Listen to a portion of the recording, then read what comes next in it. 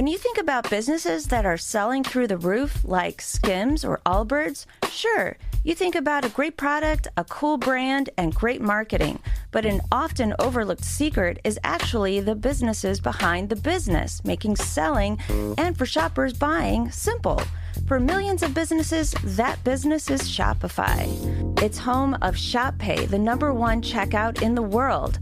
You can use it to boost conversions up to 50%, meaning way less carts going abandoned and way more sales going through to checkout. Upgrade your business and get the same checkout Allbirds uses. Sign up for your $1 per month trial period at shopify.com/income, all lowercase. Go to shopify.com/income to upgrade your selling today. Shopify.com/income. Ready to soundtrack your summer? With Red Bull Summer All Day Play, you choose a playlist that fits your summer vibe the best. Are you a festival fanatic, a deep-end DJ, a road dog, or a trail mixer? Just add a song to your chosen playlist and put your summer on track. Red Bull Summer All Day Play. Red Bull gives you wings. Visit redbull.com/brightsummer ahead to learn more. See you this summer. The Presidencies of the United States is a proud member of the Evergreen Podcast Network.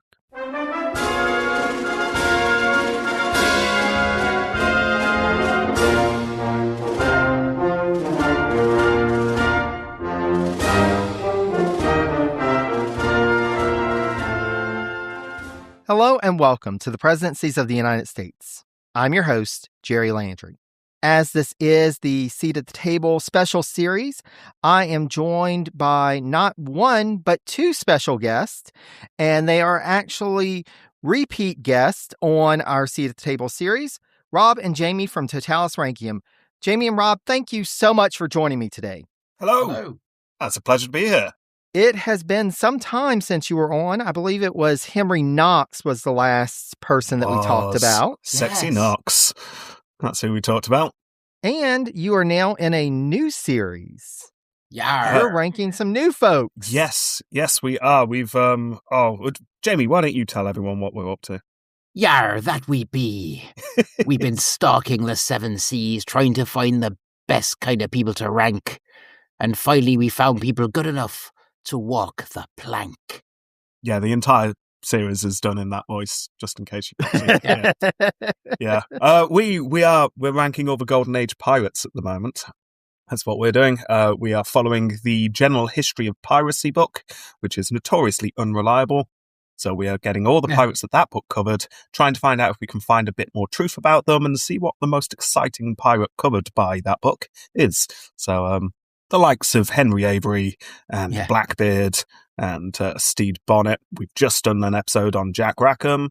So, all very exciting. That's what we're up to at the moment. So, slightly further away from US politics than we were last time. But it still overlaps slightly. Yeah. There actually is an overlap, and as we're going to see today, because the person that we'll be talking about, there is some piracy involved. Pirates. Amazing. Can we do the accent, Jerry? Arr. Yes. Well, for our listeners, first of all, I have to say that I have been greatly enjoying Pirates Totalis Rankium. Y'all actually covered somebody who is rather local lore, Blackbeard. Mm-hmm. And so I greatly enjoyed that. I've been enjoying the episodes. I'll have a link to Pirates Totalis Rankium on the page for this episode on my website. And so I do recommend, if you haven't started the sea journey yet, we don't want to make you walk the plank. Go ahead and download it. Yes. Yeah, please do. It's a lot of fun to do. Yar. Yar. This episode is brought to you by State Farm. You know those friends who support your preference for podcasts over music on road trips? That's the energy State Farm brings to insurance. With over 19,000 local agents, they help you find the coverage that fits your needs, so you can spend less time worrying about insurance and more time enjoying the ride. Download the State Farm app or go online at statefarm.com. Like a good neighbor, State Farm is there. So now to get us started with our cabinet member. So, Rob, I did share the name with you, but Jamie, this is coming as a surprise. Everything We does. are going to be talking about Samuel L. Southard. And I know that name is probably not familiar to either of you or probably anybody in our audience. Come on, Jamie, who do you think it is? You mentioned it before we started. And Yeah, I've forgotten already. I did. The only thing Jamie knows is as much as I know, because I purposely did not look any more into him. I wanted to go into this blind. I did mention to Jamie, if I remember correctly, was he the 7th Secretary of the Navy? I knew it had Navy in it. Yeah, Navy. Yeah. There we go. He was a pirate. Brilliant. Maybe he was a pirate. I bet he was a pirate, Jamie. Well, we will have to see. So let's go ahead and dive into Southard's life and see how he intersects with piracy. So Samuel Lewis Southard was born on June 9th, 1787 to Henry and Sarah Lewis Southard. He was their 6th child. And unfortunately, this is one of those things with this time in history. The couple would have 13 children total, but only 6 lived beyond the age of 11. Ouch. Yeah, that's not good odds. No. But since we're talking about him, he is one of those 6. So Well, at least I assume so, Spoiler. unless he really packed it in the first 10 years of his life. this isn't like, with some of the ranking shows where, we have babies who have jobs. Yeah, fair enough. But the year before Samuel's birth, his father had been, quote, elected a Somerset County freeholder and named a justice of the peace. In fact, in 1791, Henry, his father, was elected to the New Jersey State House and would win re-election 8 times. And his leadership in that body led to his being elected to the U.S. House of Representatives in 1801, a body that Henry would serve in for 8 terms. And so we see his father starting on this political path, and this will have an influence on Samuel as he goes on. Can we infer from this as well? He's had quite a posh upbringing, or did well with money. He wasn't struggling necessarily. He was not one that was struggling too hard. The family was not in the wealthiest conditions, but they certainly weren't at the bottom of the rungs as well. And indeed, as soon as he was old enough to help, Samuel was put to work on the family farm, but Henry was determined that his son would have opportunities that he had not. So he really wanted to make sure that he got a good start in life. And thus, when Samuel was 12 in 1799, quote, he was enrolled in a newly established classical school in Basking Ridge, operated by the local Presbyterian pastor. He graduated from the school in 1802 and was admitted to the junior class of the College of New Jersey, which is the institution now known as Princeton University, in September. Princeton. Yeah. And we've seen a number of folks on Seat at the Table and vice presidencies who have also gone to the College of New Jersey. So he's in that group. Yeah. Well, Yeah, so have that we. political group. Yeah. So have we as well. Me and Rob have been to Princeton. Have we? Yeah. Are you Princeton alums? We are. Yes. Yes. Yeah. You've got the shirt and everything, right? Oh yeah. Mm. Got a hoodie in a cupboard. It's good. There you go. Yeah. The two of you and Aaron Burr. Yes. Good company. Yeah. And of course, Southard as well, because when he was 17, he graduated in 1804 and was invited to deliver, quote, the theological oration at commencement. So he apparently did rather well at Princeton. Oh. And after graduation, go ahead. Was it Madison who went to Princeton as well? I'm trying to remember. Yes. Yeah. Madison was point one for of the me. folks who went to Point Princeton. for me. So how much after Madison being there was... So roughly? this was in the early 1800s, 1802 to 1804. So that would have been, nearly 30 years. Okay. Yeah. Yeah. They didn't share lessons. Because then. at this point, Madison was Secretary of State. Yeah. Oh. Okay. I'm in the timeline now. I now know where we are. Cool. And it's interesting because we will have some Virginians coming up in a minute. Because after graduation, Southard secured, quote, a teaching position in a village school in neighboring Mendham. He remained there for about a year, but through his father Henry's friendship with a former colleague in the U.S. House of Representatives, John Taliaferro, he was invited to come to the Taliaferro plantation in King George County, Virginia, to serve as a tutor to his children and nephews. Now, he was originally from New Jersey, so you can imagine that there was a culture shock going from New Jersey to Virginia. New Jersey. Jersey. Yeah. On the Jersey Shore. Orange tan. Yeah.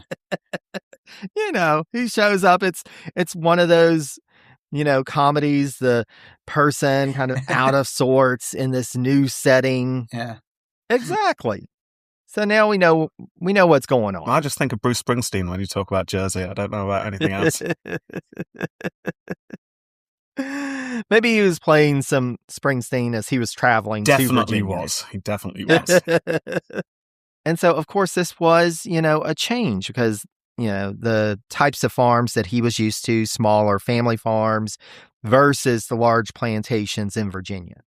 Now, though we know nothing of Southard's course of study prescribed to his pupils, as the diary that he kept irregularly while there doesn't mention that work, we do know that he had, quote, considerable opportunity for reading, reflection, and partying. Yay! In that order? I don't think in that order. Yeah, well, we'll see if he actually stuck to that order.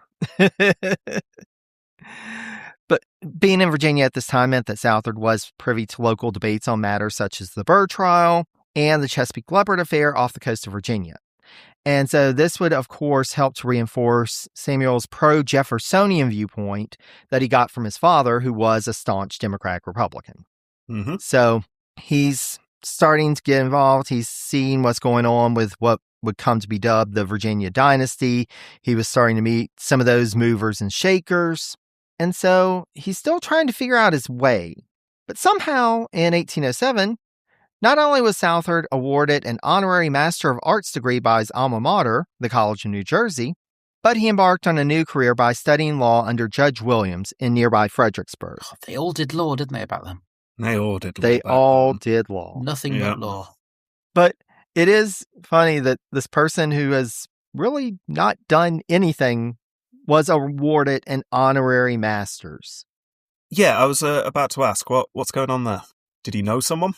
I'm imagining it's due to his father. Yeah. And again, having those connections and get started in that way, you can see nepotism is really helping him along. Mm-hmm. Good old nepotism. Oh, yes. Gotta love it. Now, he would occasionally take breaks from his studies and his tutoring responsibilities to travel back to New Jersey to visit with family or, quote, attend parties at various Virginia plantations, including that of a future president, James Monroe. Ooh, Heard of happy him. time. Yeah, we did an episode on him, Jeremy. Yeah, he was a president. He was, well done. You were paying attention. Yeah, Jerry just said. Yeah. Tried to help you out there. Yes, thank you. Now, it was at a barbecue in August 1807 that Samuel was introduced to Rebecca Hara, who was, quote, the daughter of a deceased Episcopal clergyman. The two would become even closer when Rebecca was taken in as a ward by the Taliaferros. Now, I do have to say, this is one thing, I have not encountered this thus far in the Seat at the Table series. I have not been able to find through primary, secondary resources, or even through findagrave.com a birth year for Rebecca. We have no clue when she was born, but we have to imagine that she was still fairly young in 1807 because she was taken in as a ward. I know when she was born. When was she born, Jamie? 1889. That's very late on, Jamie. Sorry, 1882. That's what I said. I meant. Okay. So she's still traveling back in time. Yeah. Yeah. They'd mastered it by that time. Mm-hmm. So I'm imagining there's like a Doctor Who connection here. Yeah, there must be. Yeah. She became a companion for a bit and then ended up leaving when she was at this barbecue. Yeah, I did mean 1789, but yeah, I was I like realised the Doctor why you Who were theory mocking me. better.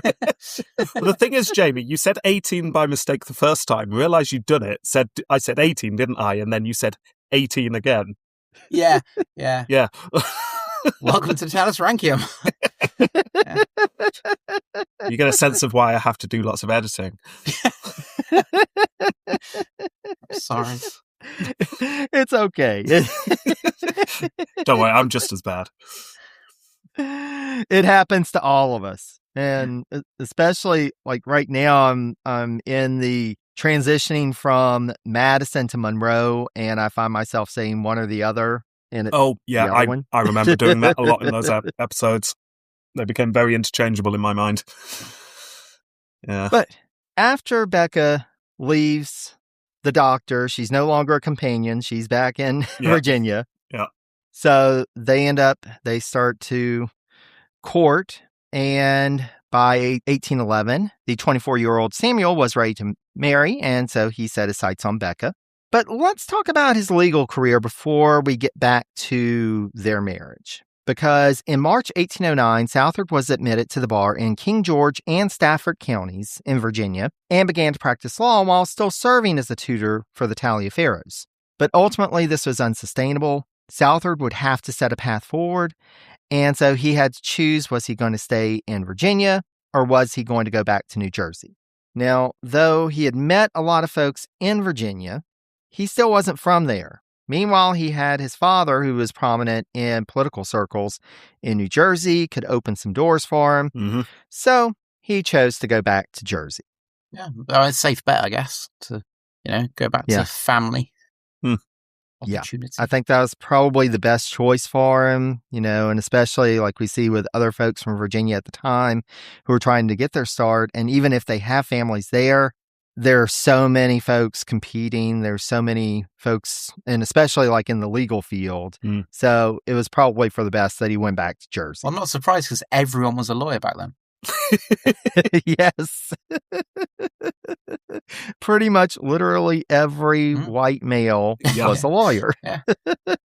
I mean, certainly according to our podcast, they were. But then it might be slightly biased because we kept covering presidents. So, yeah, maybe that's confirmation bias showing. But yeah, going off to be a lawyer, that's going to be a better bet, isn't it, than sticking around being a tutor, even if you do get to go to parties. Oh, yes. I'm sure there are parties in Jersey. There's parties in Jersey. There's parties there, especially on the shore. Yeah. So in December 1810, he established himself as a lawyer. And thanks to his connections, of course, here we go. The governor of New Jersey appointed Samuel as, quote, an officer of the Chancery Court. Mm. And in this new position, Samuel, quote, would examine cases, take testimony, compute damages, and report his findings to the court in a form that would render a decision easier to reach.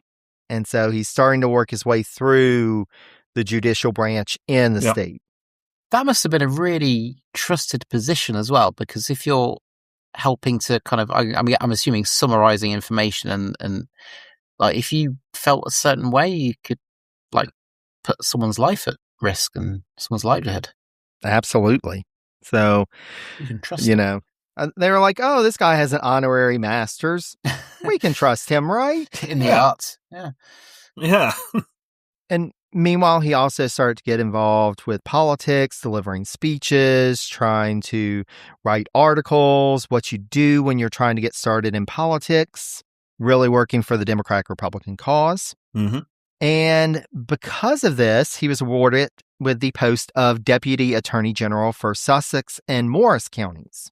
And so now that he's got this cushy new position, he's like, okay, now I'm ready to get married. So he went back to Virginia in June 1812 and married Rebecca Harrow.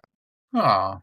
Now, this is June 1812, which was an important month for another reason besides just their wedding. Ooh, I know Jamie, you go on. The war. Yes. 1812. Yes. This was the same month that the War of 1812 started. Okay, can I give out ranking points when we're on someone else's podcast? No. I don't know. You can go with Jerry points, though. Oh, fine. I mean, I can't give out Jerry points, but if I could, Jamie, you'd get Jerry points. Jerry? I think you are awarded some presidency's points. Yay. For knowing one bit of information that everyone knows. But yes, we are in the War of 1812. Now, of course, this war was not one that got off to a good start, and thus, when elections came around, Democratic Republicans were not doing so well that year. And indeed, Samuel's father, Henry, lost his bid to return to the House of Representatives, and a Federalist candidate took over as Attorney General. So, unfortunately, that meant that Samuel was demoted from his Deputy Attorney Generalship, but he remained involved in politics. He kept trying to push the Democratic-Republican cause, writing more articles. He also used his connections to secure, quote, appointments in the armed services or minor government patronage positions, because he was trying to build up a political base for himself. And this would be the beginning of the rest of his career, using patronage to try and build up support for him. So I guess he's like a collector of people, like trying to make a big network so he gets recognized and gets like handshakes and weighs in and things. Exactly. And ultimately, votes. That's what he's aiming for. Yeah. Because he is very eager to move up. Now, it wasn't just all about politics for him, because he had to set up a new household to be ready for his wife when she traveled to join him in New Jersey. She was wrapping things up in Virginia. She was coming back. And again, he turned to his father for assistance. His father helped him out with some money to buy a home in Flemington. Now, his biographer Berkner mentions that Southard, quote, arranged for black servants for a wife who was accustomed to such help. This is where we have to note that New Jersey was still in the process of gradually abolishing slavery in the state. Yeah. But there were still people either enslaved or forced into lengthy apprenticeships against their will. Slavery. Yeah. Yes. Basically slavery in another way. Yeah. Now, Berkner doesn't specify whether this labor was paid or forced, but we do need to acknowledge that this could have been enslavement. And indeed, Berkner later notes that Southard owned, quote unquote, several slaves, which means that it is likely that these servants were forced into service. Yeah. So that will come into account when we ultimately rank him. Yeah. Now, eventually, Rebecca did join her new husband in New Jersey, and soon enough, she was pregnant. Their first son was born in May of 1813. He was a son named John, after Southard's friend John Taliaferro from Virginia. Mm-hmm. But unfortunately, they would learn as he progressed from infancy that John was born with a mental impairment and suffered from epilepsy. No. So, tough start for their firstborn. Yeah. And given the medical expenses of his growing family, Samuel would often be concerned about financial matters and would be on the lookout for new public offices he could secure in order to bring in a greater income. So meanwhile, he was working to build up his legal practice. He was riding circuit around the state, basically going to all the different courts in the state, which meant that he was away from home quite often. And we've seen this with other up-and-coming lawyers. Yeah. This was just one of those things in the legal practice of the time. You were often away from home. Yeah, I always found it fascinating how they just sort of would trundle around all the countryside and just deliver their judgments and defend people and then just move on to the next town and just see if anything was needed there. Like traveling law. Absolutely. And also, like with many young lawyers, these early cases really weren't that profitable. He was just trying to make whatever income he could and also work up his reputation, which we can imagine that he also used this to make some political connections. That is one of the advantages of traveling around the state. You're getting to meet lots of folks in different parts of the state. So if you're aiming for a higher office on the state level and federal level, that's a good way to get started. So, 1815, we are at the end of the war. This also brought the birth of their second child, Virginia, as well as Southard's participation in a case involving a dispute between New York and New Jersey related to jurisdiction over New York Harbor and the Hudson River.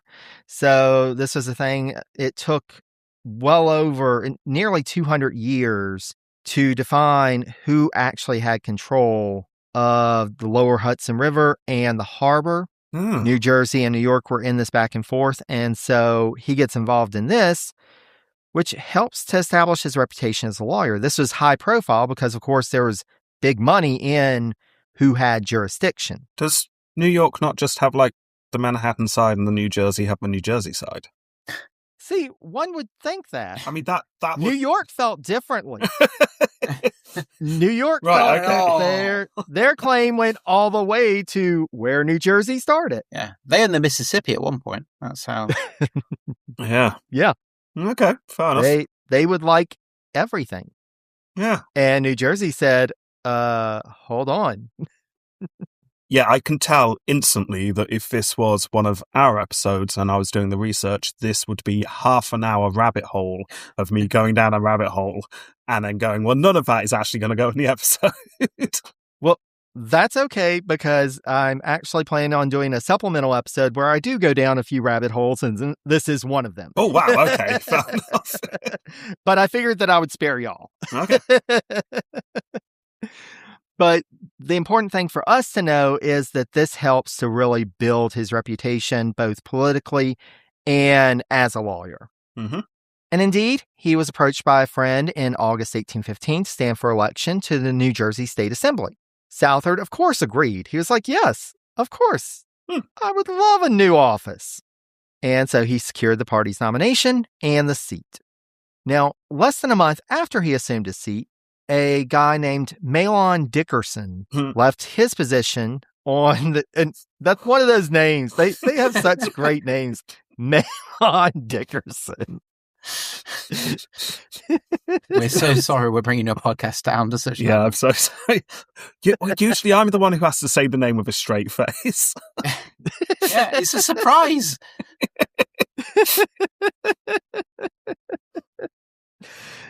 So you're going to have to remind me, what did Mahlon Dickerson do? Because my brain just went somewhere else as soon as you said the name. So he left his position on the New Jersey State Supreme Court to assume the governorship. Okay. And Southard was named to replace him. So this is less than a month after he was elected to the state assembly. Yeah, see, that doesn't look good, does it? Now he's on the state Supreme Court. Yeah, that's job hopping. And we're going to see this a lot with Southard. Right, okay. Careerist then, not someone who wants to really dig deep into a job and get it done well. No. Right. Although there will be some times, and we'll get there. Okay. But just to go ahead and put this in perspective, Southard is only 28 at this time. Oh, wow. What? Okay. Yes. 28. And he's still a relatively new lawyer who is now on the state Supreme Court. That's ridiculous. What was I doing at 28? I wasn't doing much. Oh, just teaching and being sad. Yeah, I'd certainly not won a harbour for my state. No. I've never won a harbour. No. Okay, well, I suppose that's impressive. There's still time to win a harbor. Yeah. Especially all that you're learning from pirates. Yeah. That's a good way to win a harbor. That's a good point. Yeah. So at the beginning of his tenure on the state court, given that he had to recuse himself from cases in which he had participated as a lawyer. So again, he was going around the state. He was trying to get on any case he could. And so when he gets to the state Supreme Court, he's like, oh, all of my cases are now coming up here. I can't actually rule on them. Yeah. So he had to recuse himself a lot, which meant that he spent more time, quote, studying precedents in order to acclimate to the role. So trying to actually learn the law. Useful. I mean, I have a degree in everything, but I don't. I've laxed for years. I mean, it helps to learn the law whenever you're on the state Supreme Court. Yeah. I'm assuming this is more federal law or state law rather than like local law. Yeah, so still state law Yeah. at this point. But as time went on, Southard would prove himself as, quote, an able and literate jurist, and would start to write more court opinions. A stable and literate, so in other words, not crazy and he could read. Yes. Yeah. They actually did have a few lawyers at the time that, you know, Yeah, okay. I'm thinking of John Pickering, who basically was not of sound mind and body and was also drunk all the time. Yeah. Oh, And fantastic. They did actually remove him from his position, but that was a rarity that they actually removed people from positions. Yeah. Yeah, well, I'm sure Judge Mad Jack was absolutely fine with his It's fine. I commend It's all fine. dogs should wear pants. That's what needs to happen. Who gave him the whiskey? Grab it off him. Grab it off him. He's had a relapse. Yeah, I suppose, therefore, not being crazy and being able to read actually is a good thing, so I take back my scorn. It is the bare minimum. So, check on that. So, however, as noted by Bergner, quote, on the whole, the cases he heard involved technicalities and a repetition of similar themes that likely made Southard's restless spirit rather more restless. Oh, that's a shame. I mean, I've been on this bench for like 5 minutes. When is my next position coming? Now, we have this idea of judges supposed to be idealistically outside of the political process. Mm-hmm. But at this time, there was not that separation. In fact, most judges were still highly involved in politics, and Southard was one of those. Yeah. And so this was a period, this was after the war, so the Federalist Party is pretty much gone.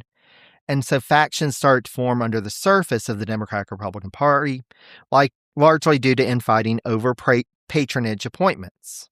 And so Southard is involved in that. He's still trying to get those folks behind him. He's trying to help folks get office, so that way, when he needs a favor, they'll come to support him. And just over a year after he had joined the state Supreme Court, he started to feel out the possibility of winning an election as governor of New Jersey. Mm-hmm. Now, folks at this were like, he's still too young. Well, yeah, I mean, he's what, 29 at this point? Yes. Yeah, yeah. So they're like, let's go ahead and pass on him this time. Okay, I can't be governor. So in the summer of 1817, Southard turned his mind for a run for the position of state attorney general. Right. He's been on the Supreme Court, For at least a couple of months. So, for a couple of months. Yeah, he's got the experience now. And so he actually talked to his friend and other up-and-coming politico, Theodore Frelinghuysen. And yes, that's a name. Sorry, can you say that again one more time? Frelinghuysen. Frelinghuysen. Yes. Wow, okay. Now say it fast 5 times. They're actually a political dynasty in New Jersey. Okay. The Frelinghuyens. Freddie, say fast 5 times. I don't know if I can do that. It's enough to say it once. I don't think I've ever heard a more cumbersome word. It sounds like Germanic or Dutch or... It's like it forces you to stop halfway through. It's Frelinghuysen? Frelinghuysen. Okay. So he talked to his friend, Ted. He was like, hey, I'm thinking about this. And he was like, oh, that would be cool. You should go for that. And so Southard threw his hat in the ring. But his friend, Ted Frelinghuysen, decided that he was interested in it. Even though he had told Southard, I'm not really interested in it, his friends put his name forward and he didn't stop them. He didn't say, oh, well, I don't want it. It's because my name rolls off the tongue so easily. People remember it. That's the reason why. And I'm imagining that, they were just going through the candidates and they were talking about him. They were like, oh, we've got Frelinghuysen, I'd just give it to him. Yeah. Because he was chosen as the state attorney general over Southard in October 1817. He's like, dude, really? I wanted that office. I've been in this office for like 5 minutes. I need something new. Yeah. So his friend kind of burned him. But he was like, you know what? What's the next best thing to being in a prominent office? Being next to a prominent office? Bingo. Deputy Attorney General? Not even that. Just move into the building next folks door who are in office with a pair of binoculars. Let's just get in with the folks who are in office and see if we can just go ahead and get some of our friends in. Okay. Hey, I know this guy. Oh, so he's going to go and, like, be in a smoky room and, like, pull the curtains and pour whiskey and make decisions in the background. That's what he wants to do. Exactly. Right, okay. I always wondered how he got that better job. than being in office. Yeah, that's much better than being in office. You get to drink brandy and smoke cigars all day. Yeah, none of the pressure, all the control. Yeah. Absolutely. So where did he apply to be one of those? Because I will know how you get that job. Well, it helps if your father was in the House of Representatives. Oh, damn it. Bloody nepotism. And not being American. Also that. But of course, he's like, I would like some kind of office at some point. I mean, it's great to have friends and to be able to get my friends in. But starts talking to his friends. There's got to be another post for me. Maybe I can be a U.S. District Court judge. Maybe I can get a seat on the U.S. Supreme Court. Maybe I can become Attorney General. Monroe is becoming president. So maybe I can do that. Already he's got sights on the big jobs then. Yes. Yeah. But of course, if those didn't work out, he was willing, if he had to accept a seat in Congress, that would be okay. Yeah, slum it in Congress. Exactly. He also wasn't afraid to tell folks about his family's woes and that he was trying to support, by this point, 4 kids, as well as his ailing wife. Oh, no. Well, she's ailing because he's not there. Yeah. It's not there. She's ailing because she's living out of her time, and that does something to you after a while. Well, yeah. It does. Yeah. She's pining for the industrial age of the 1880s. It's not there. She's thinking, oh, steam engines. What? Yeah. So yeah, she's suffering. She's suffering. What's she suffering with?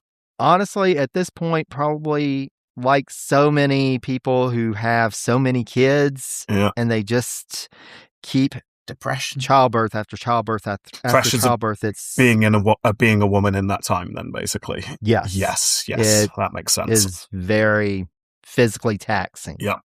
So he's willing to do whatever it takes to get in another office. Finally, after so many years of trying, Southard found his new role. Because his father, Henry, who was now back in the U.S. House of Representatives, had been writing for a bit about Senator James Wilson. So Wilson had assumed a seat in the U.S. Senate in 1815, but his power and influence in New Jersey had been waning. Henry Southard wrote to his son Samuel in early 1819 from Washington that, quote, Wilson lies in his bed, eats little or nothing, drinks, it is said, more than a quart of brandy a day. Good gracious. Declines seeing anybody as much as he can. So basically, he is just, they're like, this guy has pretty much given up on being senator. Yep. And folks back in Trenton, in New Jersey, they're like, we need to do something about this. So his term was coming to an end, and Southard worked behind the scenes because, he knows folks, and he secured the support of the Democratic-Republican Legislative Caucus. Then in November 1820 was elected to the U.S. Senate by a vote of 30 to 24 votes for Wilson. So he was able to unseat the incumbent senator. And so he was headed to Washington as his father was planning to retire from his seat in the House of Representatives. And so Samuel went ahead, wrapped up affairs in New Jersey. He resigned from his state Supreme Court seat. He spent a few months working on his legal practice. He actually worked on approximately 35 cases in just over 3 months. That's a lot. It's like a case every 10 days. No. Yeah. It's a lot. And so while Southard was planning to take up a seat in March, Senator Wilson decided to resign from his seat in January 1821, and the governor of New Jersey wrote to Southard of his plan to appoint him to the vacancy so that he could just go ahead and assume his office earlier. That makes sense. But Southard was still involved with all these legal cases. He thought that he had a couple more months. Yeah, that would be a problem. And he was kind of reluctant. Then there's also this fact that there was this big debate raging about Missouri. Mm. Because we are at the point of the Missouri crisis. And so while we don't want to go too far into this, basically the Missouri question, Missouri wanted to come into the Union as a state, but they wanted to come in as a slave state. Meanwhile, there were anti-slavery advocates in Congress who were pushing for an amendment to the bill to bring Missouri in. They wanted the amendment to establish it as a free state. Mm-hmm. So this went on for like 2 years. There's this debate about whether Congress could actually prevent a state from being a slave or free state, like if Congress had that authority. If I remember correctly, though, they sorted out really well and there were no problems going forward for the rest of US history. Oh, no. Once they worked it out, it was just fine. Oh, that's what I remember. This was the last crisis. Yes. And so Southard was like, he, of course, was aware of all this and was like, I don't know if I really want to touch that. But he was finally convinced. And after wrapping up his last business in New Jersey, he assumed his seat in the Senate on February 16th. And so this was the point that they were starting to come up with, what are we going to do? We're finally getting to a place we think we've got a compromise that we can work out. Southard had managed to remain uncommitted publicly, but he knew that he would have to cast a vote on upcoming legislation. When a resolution favorable to Missouri's rights to ban free Black individuals from settling in the state came up for a vote on February 21st, Southard voted in favor of it. His fellow senator from New Jersey voted against it, and the resolution was defeated. But now he is on record as saying that he's favorable of the rights of a state to ban free Black individuals from settling there. Yeah, so that's not a good look. It's really not. No.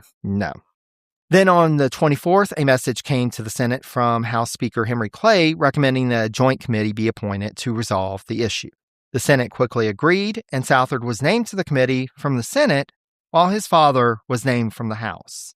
So they were both able to serve on this joint committee together. Wow, okay. Nepotism. Yes. Yeah. And this committee, under Clay's direction, put forward a compromise bill that would, quote, insist that Missouri pass no law contrary to the United States Constitution, but not explicitly strike down the Missouri Constitution's provision prohibiting the admission of free Blacks. So basically saying, just follow the Constitution. It's going to be okay. We're not going to say exactly how you have to follow the Constitution. Wink, wink. We're just not going to talk about it. Yeah. It can be wonderfully nebulous, can't it? Yes. So, of course, there are going to be no problems at all after this, right? No, all sorted. They've kicked that can so firmly down the road, they'll probably never see it again. Yeah. No. Yeah. Not in their lifetimes anyway. Yeah, exactly. And so Southard voted for this compromise bill. His fellow senator from New Jersey voted against it. The bill would pass, and Missouri joined the Union on August 10th, 1821. Now, while Southard would receive some criticism back in New Jersey for his vote, ultimately his reputation would not suffer much at this point from the matter. But this is now something that is on his record and will come back to haunt him in the future. But he's a new senator. He's still working as a lawyer, so he's going back to New Jersey, participating in cases. He's also using his position as senator to get some patronage for his supporters. So he's doing the senator thing. And so at this point, he is aligning himself with the pro-administration faction in Congress. And so the president is James Monroe at this point. And of course, he knew Monroe. He had known him through the Taliaferros. He had gotten close to him at that point. Yeah. And so we can understand that how aligning with Monroe would help him with patronage, would help him to build up that base of support. Yeah. And so he's like, hey, I'm in Washington now. You know what would be really great? I mean, I've enjoyed being a senator for 5 minutes, but how about I join the cabinet or maybe the Supreme Court. Yeah, maybe get a new job. Yeah. Why not? Why not? Why not? And so, as Southard was wont to do, he became very close to Monroe. He was, quote, regularly invited to White House diplomatic dinners. He took private walks with the president. He really started to make those inroads there, make those connections. Given that the next presidential contest to succeed Monroe was already starting to heat up, because this is 1822, he's starting to scout out who is going to replace Monroe, because he wants to know who his next best friend is. Yeah. And his New Jersey rival, Mahlon Dickerson, was working behind the scenes for Treasury Secretary William Crawford. He was like, I can't get behind Crawford because Dickerson's for him. But there's this guy, Secretary of War John C. Calhoun. Oh, Calhoun. He seems like a Calhoun. good guy. Yeah. Yes. He's the guy he wants to get behind. Yes. So he's supporting Calhoun. But before they could get to the 1824 election, events would play out to give Southard the boost that he had been seeking. Because as we discussed in Smith-Thompson's episode of Seat at the Table, when Supreme Court Associate Justice Henry Brockholst Livingston died in March 1823, Southard got a friend to write to Monroe, pushing for his appointment to the vacancy. He also checked in with Calhoun. He's like, hey, have you heard anything from Monroe about who he's appointing? And the answer became, not you. Oh. Instead, he was thinking of Smith-Thompson, and Monroe did offer the position to Thompson.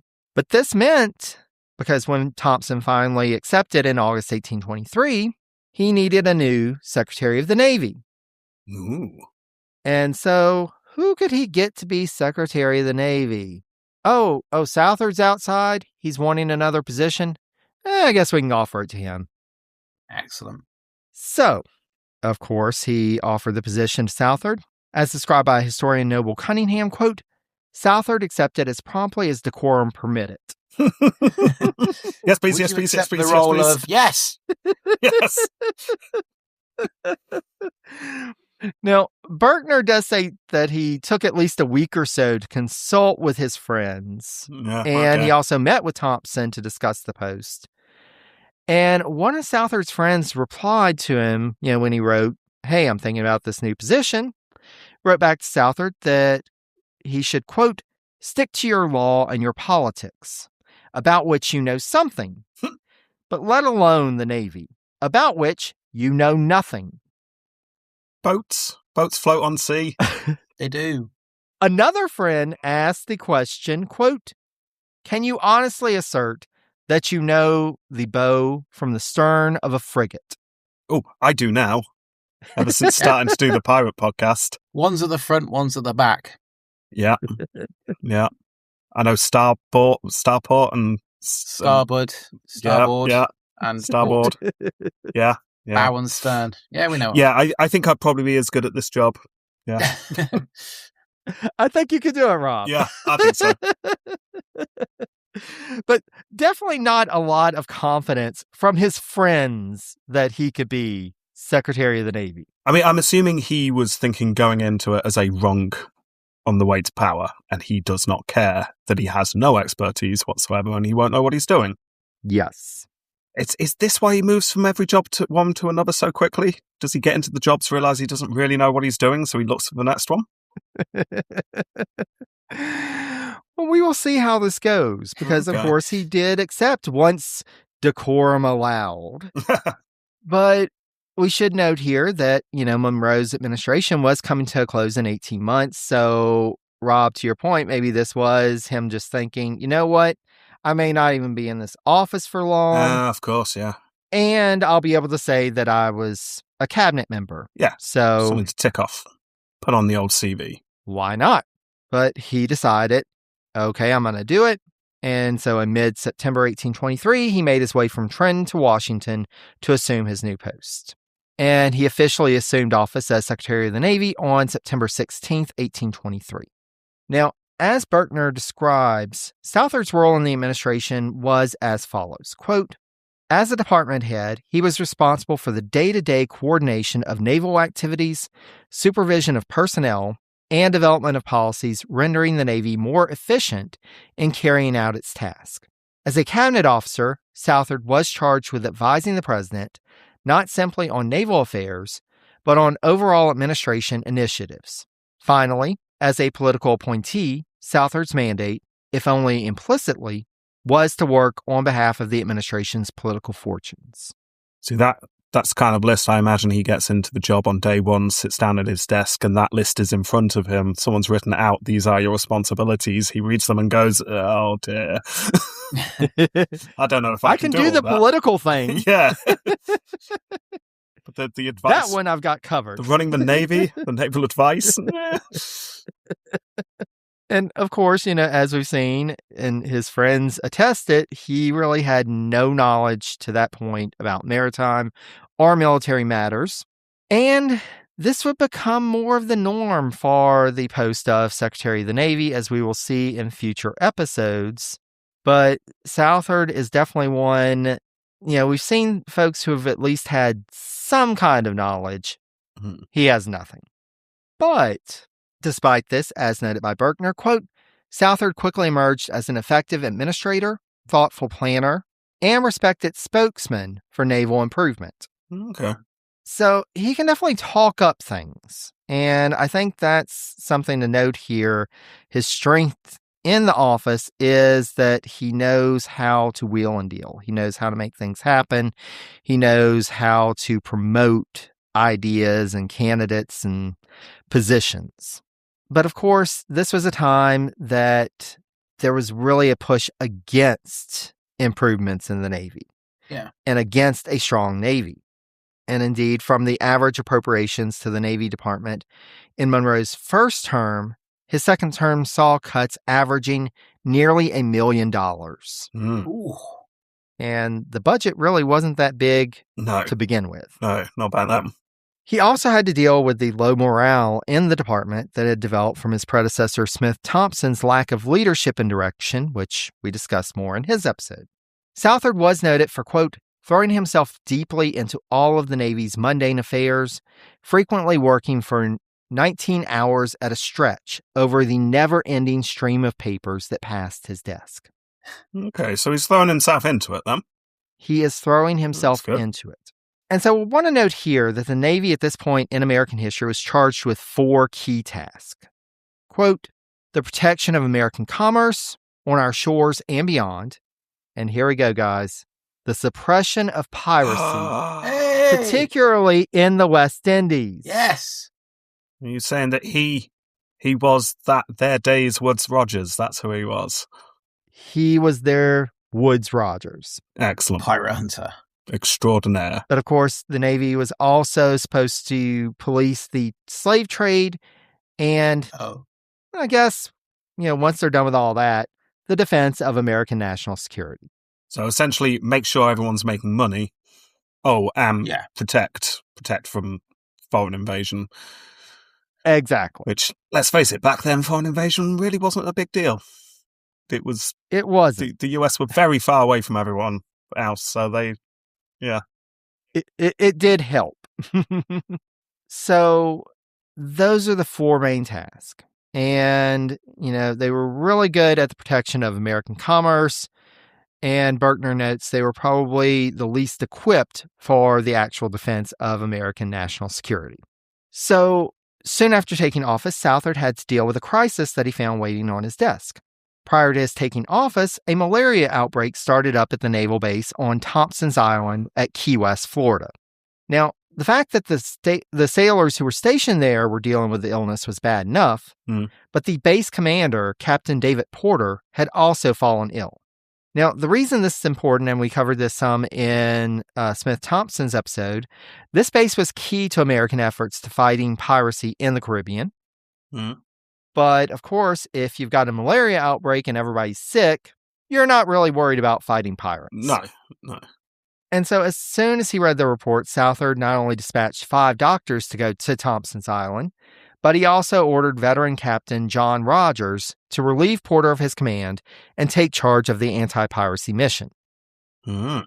Now, as noted by Berkner, quote, not only did David Porter's furlough save his life, but the West Indian anti-piracy campaign, languishing when Southard arrived in Washington, was salvaged and revivified thanks to the infusion of fresh personnel ordered by the Navy Secretary. So he comes in and he's like, you know what? Let's just go ahead. We'll send some doctors down. We'll send some fresh personnel. We'll send a new commander. Let's get this moving. And it actually works. This is an early victory for Southard. It wins him accolades in the press. Yeah, and he's fighting pirates. Fighting pirates. He is doing a good job at fighting pirates. And malaria. Let's not forget that. Yes. And malaria. That one is a tougher one. But Scarier than pirates for sure. Yes. Yes. Now, being in the cabinet meant that Southard had the opportunity to draw ever closer to this guy who he was supporting for the presidency, Calhoun. But as Berkner notes, they, quote, were never intimate in terms of their relationship. Good. Calhoun, he's not someone you want to be intimate with. No, really not. He's really not. No, I would not imagine that to be a good intimacy. They did not get to know one another. Oh, good. But Southard was still identified as a Calhounite when the 1824 cycle really got going, and he would do what he could from Washington to support Calhoun in New Jersey. Unfortunately, they hadn't counted on a groundswell of support developing in the state for Andrew Jackson in early 1824. And so they had such great choices at this time, didn't they? Jackson, Calhoun. Yeah. And when support in Pennsylvania swung Jackson's way, Calhoun knew he was out of it. There was no path to victory for him. Mm-hmm. So he decided that he was going to go for vice president. And Southard needed some time to think about, now that Calhoun was out, who he was really going to support. And so he's like, well, I'll just work to get Calhoun as vice president, and we'll figure out the top of the ticket later. Okay. Because there was another guy in the cabinet, Secretary of State John Quincy Adams. Heard of him. Who was also a candidate for president. Yeah, but no one remembers him. Nobody remembers that guy. So Southard's starting to get to know Adams, and likewise, Adams is starting to get to know Southard. While working on the president's annual message in 1823, which was their first real chance to get to know one another, to feel each other out, Adams was not impressed. As he wrote in his diary, quote, William Wirt and Samuel Southard, old friends of the president's, contributed little to the first meeting or the half dozen that followed. Oh, dear. Damning report there. Yes. So John Quincy Adams is sitting there counting up when everybody's contributing, and he looks at the tally at the end of the meeting. Yeah, Southard didn't do anything again. Mm-hmm. It took some time. They eventually became more friendly, more genuinely respectful of one another, but it took some time for Adams to warm up to Southard. So in terms of policy, they did differ in terms of domestic policy, but Southard found himself inclined towards, quote, Adams's reasoning in foreign affairs. Of course, Adams, by this point, was the most prominent diplomat for decades in the U.S. So he's like, you know what, I'll listen to this guy.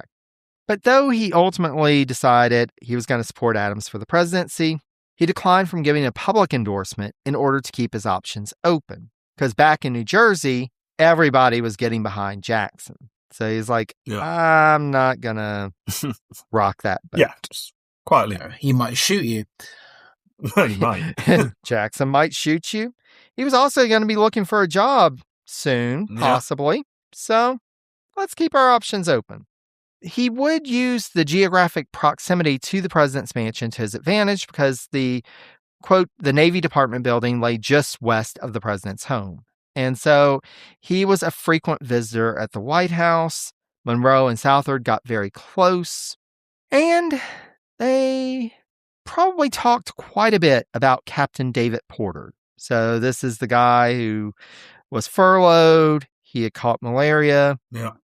he recovered, thankfully, and then he requested a return to his previous command. Southard granted this, as well as the special request that Porter's family join him at Key West. Soon after his arrival, another malaria outbreak struck, and Porter fell ill once again. And of course, now his family's in the mix, so great, fantastic. At this point, you got to wonder whether he was the cause of the malaria. I mean, once, he could have who been. knows, twice? Yeah, I mean, that is suspicious. That's all I'm saying. He could have been. Now, normally military personnel have to request permission to leave their assigned post and receive said permission before actually leaving.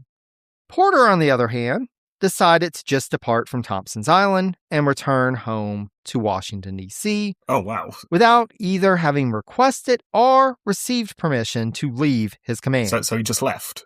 He just left. You're not allowed to do that. No. I'm not an expert in the military, but I know you're not allowed to just go, I'm bored now. I'm off. Yeah, that's really not cool. Yeah. So, Monroe and Southard are sitting there one day, as they do at the White House, hanging out, and somebody comes in. Maybe it was a guy named Roger. Who knows? Quite possibly. I mean, there's been no confirmed sighting of Roger in the United States, but it could have been. Hello, sir. Letter for you. Why, thank you. What? Porter's back at home? He's here? What? Yeah. Hold on. Wasn't he the one who was supposed to be there attacking the pirates? Yeah, they had a few questions. What's this mean for the pirates? Pirates are probably having a field day. Yeah, the pirates are just running amok, and here's Porter back at home. And so, of course, Southard is like, what's going on? He starts to send messages to Porter. Porter doesn't answer. He keeps pushing him off. And finally, on October 14th, 1824, Southard issued a direct order for Porter to return to Thompson's Island. No, we told you were supposed to be there, so why don't you go there right now? Is Porter still being paid during all this time? That's a good question. I'm assuming that he would be. Wow. Pushy. Yeah. After leaving, abandoning his duty, and and ignoring the Secretary of the Navy. Yeah. Okay. Porter responded that not only was he tired of Southard constantly asking questions about what was being done, but he was still sick and was ready to be relieved of his command. Okay. So Southard, for some reason, they're trying to play nice with him. They're like, look, being in command doesn't mean that you have to be at Thompson's Island all the time, but we're getting increasing reports. Pirate activity is on the rise. We need somebody there to actually deal with this and do your job. Yeah. So he did need to go back, and Chill Southard could replace him when he, quote, found it convenient. So, at your convenience. It's going to take me some time, but please just go back. Yeah. Porter continued to complain and even went over Southard's head to Monroe. That is violating the chain of command, and that's yet another big no-no. And so at the end of 1824, Monroe and his cabinet meet to discuss what to do about the situation. They also had to decide and this is even beyond Porter, but in terms of the actual command, what does it mean to fight piracy? Does it mean that it's just in open waters? Or could they pursue the pirates to, say, Cuba or Puerto Rico? That's a really good question. It's a good question because many of the pirates are now based in Cuba and Puerto Rico. And they're like, maybe we need to go there. It's like they're going like, time out. Can't chase in the safe zone. In the safe zone. Yeah, safe zone. Coming here. Yes.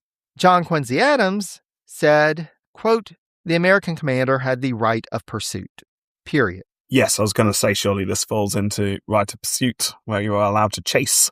As long as you are in active chasing, you still have jurisdiction. So Southard questioned this, and so did Calhoun, and so did President Monroe.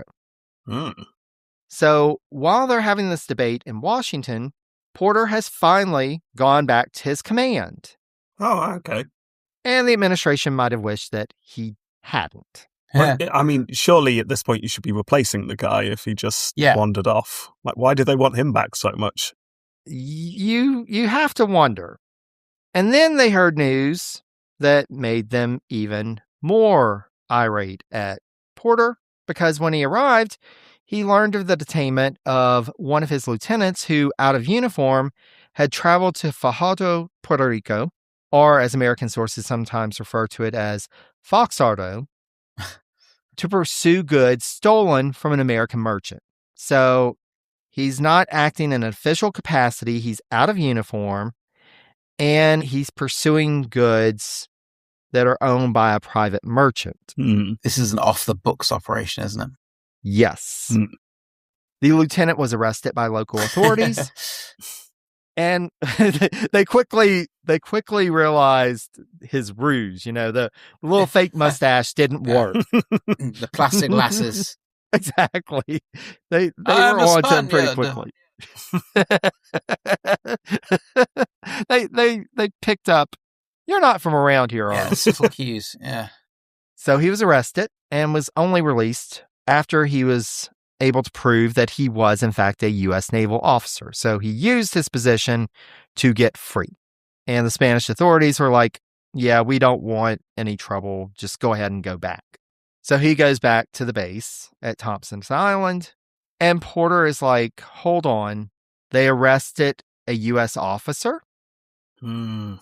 So on November 14th, Porter and 200 men landed near Fajardo, and Porter sent ahead a small force to demand that the local officials apologize to his lieutenant, while his men spiked guns at a small battery they came across en route. Say sorry. I mean, that's a full-on international incident. And we're going to destroy your equipment. Yeah. Yeah, that's not good. So, naturally, when they arrived, the mayor and his aides immediately apologized. They were like, "Again, we said we don't want any trouble. We let him go for that reason. Why are you here? Why are you back? Please go." And Porter left it at that. He was like, okay, I got the apology. Let's go back. Yeah, they were not too happy about this in Washington. In fact, Monroe wanted Porter's immediate recall. Adams agreed, calling it, quote, "one of the most high-handed acts that I had ever heard of." Now, Southard, along with Crawford and Calhoun, were more in favor of seeking an explanation from Porter, with Crawford remarking that Andrew Jackson had done much worse while he was leading military forces in Florida earlier in Monroe's presidency. That is very true. Yes, that's exactly the kind of thing that Jackson would get up to. Yeah, it's like you kind of establish this precedent of commanders kind of doing whatever they want. Yeah.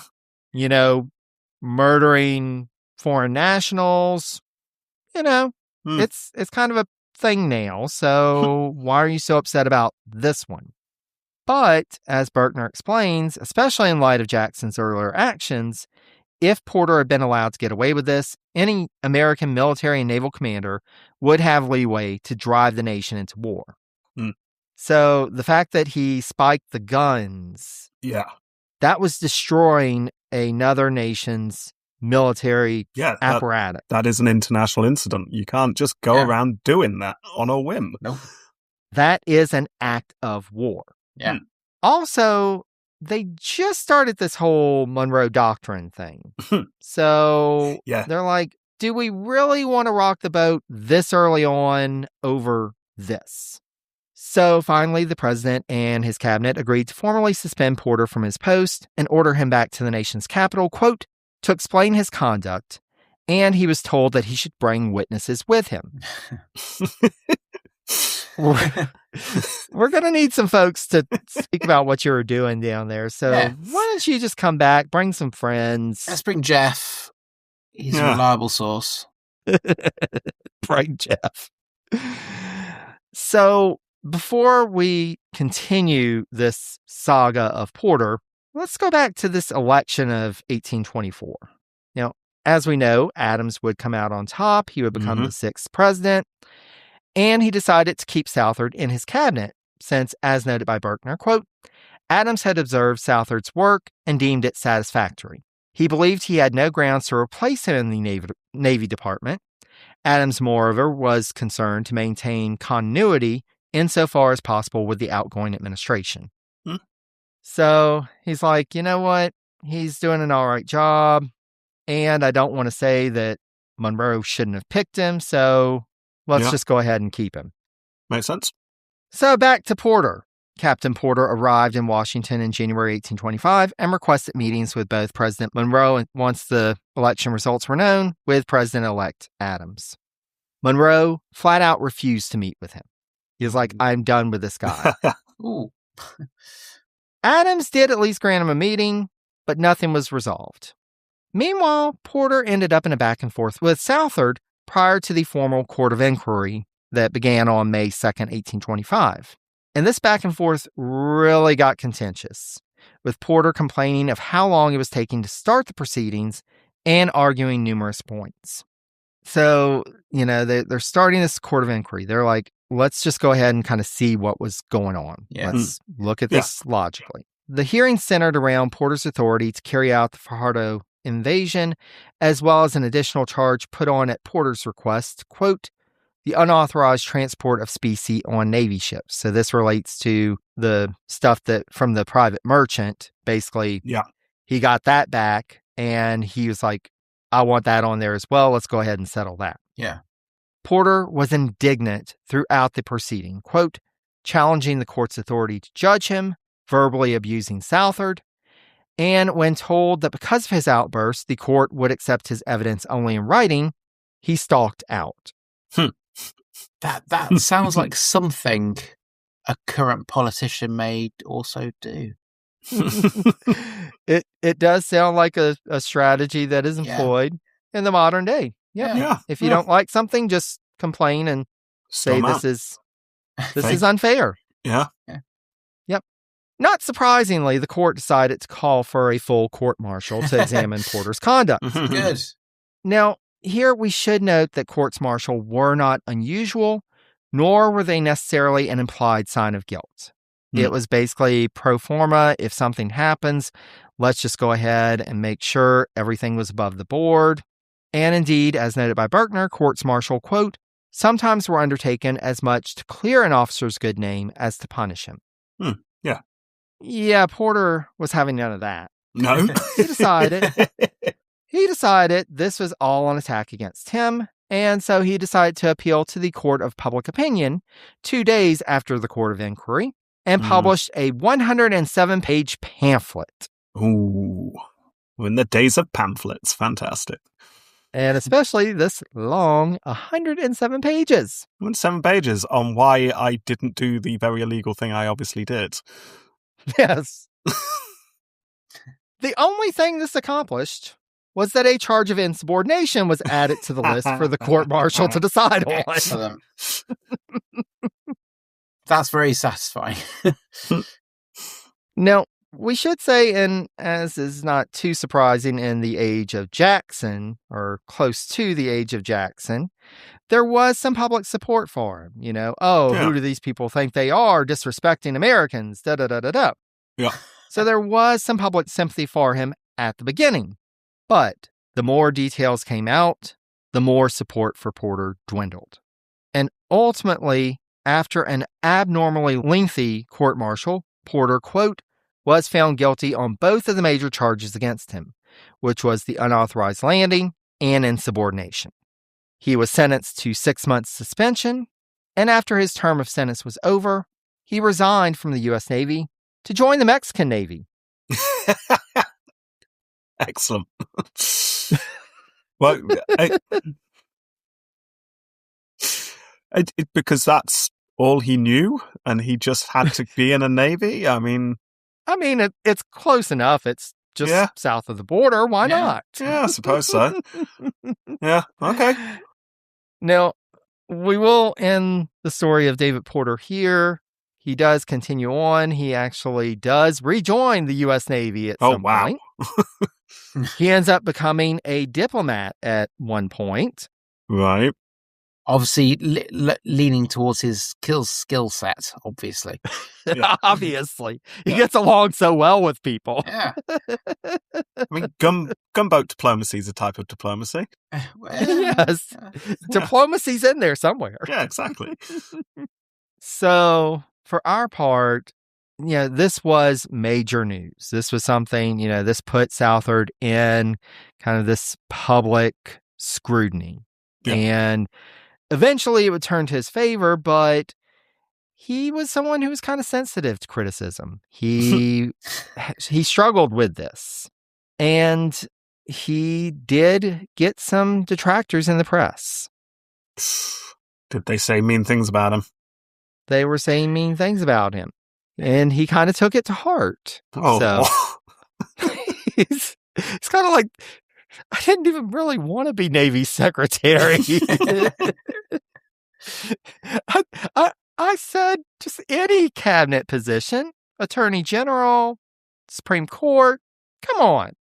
We're going to leave my conversation with Rob and Jamie there, and we'll come back next time and finish up the story of Southard's tenure as Secretary of the Navy, then finish up his life before we get to the actual ranking portion of our program.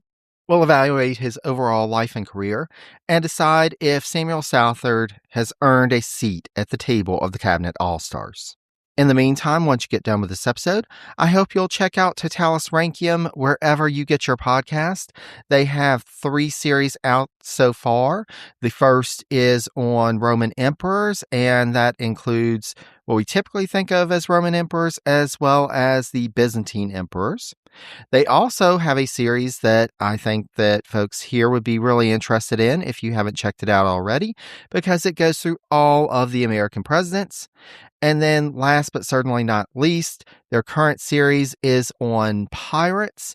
They're just getting to the end of that series, so it's a great time if you want to get caught up before they get to the actual battles at the end to determine who is the ultimate Gene Caesar of the pirates. I'll have a link to their podcast on the page for this episode on my website, presidenciespodcast.com. There, you can also find past episodes of this podcast, as well as more information on all the American presidents. You can also learn how you, yes, you, dear listener, can help support the Presidency's podcast. Thank you so much for all of our patrons who have supported this work. I cannot thank you enough. Your contributions help to ensure that I have the equipment and the resources that I need to keep up this great work and make sure that it is research-based and research-focused. Also, I wanted to say a special thanks because I had a new patron in a different way. So I have my Substack e-newsletter, which goes out. I try to get it out monthly. Sometimes it's easier than others, but I actually had somebody who pledged to support my work on there. So I now have a paid subscriber on my Substack, and that's at presidencies.substack.com. If you're interested, you can go there and sign up as a free subscriber if you'd like to subscribe and pay to help support the work. I greatly appreciate it. I cannot thank you enough for that. And thank you so much, Travis, for becoming my first paid subscriber on Substack. I honestly cannot get over how much support all of you have shown me in so many ways, whether you are a patron or you've left a rating and review or just shared information about the podcast. It has been a wonderful journey thus far. I could not do this without you. The podcast was recently named as one of the top 15 U.S. history podcasts on PodRanker. And considering the other podcasts on there, they are much more well-known, many more subscribers. But one of the things that they noted about my podcast, besides just the work that I do here, is that my audience is fiercely loyal. And I can't begin to tell you how much of an honor that is and how much it means to me to have all of you and have your support and to know that you're all out there trying to help spread the word. This is a labor of love. It's something that is a big part of my life, and I hope it does some good out there in the world. So thank you so much for being a part of that. I just cannot thank you enough. If you'd like to reach out to me, please feel free to send me an email at presidenciespodcast@gmail.com. You can also follow me on social media if you don't already. I'm available on Facebook, Mastodon, and Blue Sky as Presidencies, on the formerly known as Twitter at Presidencies89, and on Instagram and Threads as Presidencies Podcast. And last, but certainly not least, I cannot thank you enough for listening. Until next time, stay safe and healthy, be kind to one another, and take care, dear friends.